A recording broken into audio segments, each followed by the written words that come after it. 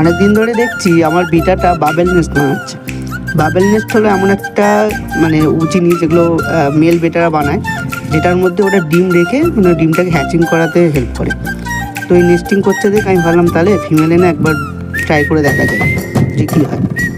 তো তাই জন্যই একটা মানে মেয়ের ফিমেল আনা দরকার ছিল। তো আমার যাওয়া হয়নি এবার হাটে, তো আমার এক দাদা গেছিলো, সে দাদা এনে দিয়েছে।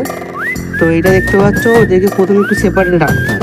তো বাড়িতে একখানা এরকম ফানেল ছিল, ঠিক আছে, যেটার মধ্যে রাখা যাবে।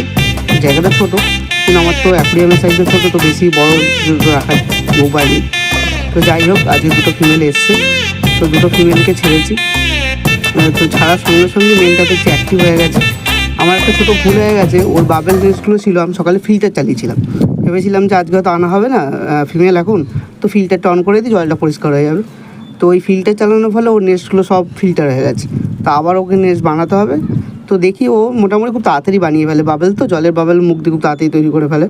তো ওটা যদি রেডি হয়ে যায় তাহলে ফিমেলগুলোকে ছেড়ে দেবো ওখানে। আর ছেড়ে দিলেই মোটামুটি 48 ঘন্টা কি 48 ঘন্টার মধ্যে মোটামুটি ডিম রেডি হয়ে যায়।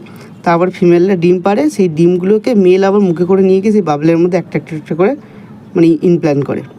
তো দেখা যাক কী হয়। আনবো এর পরের ভিডিওগুলো, নেক্সট পার্টে আসছে, এটা ফার্স্ট পার্ট। তো দেখতেই পাচ্ছ যে মেলটা মানে এখন ফিমেলগুলো কিছুক্ষণ পরের ভিডিও এটা, এখন ফিমেলগুলো সব মানে রোদ থেকে এসছে।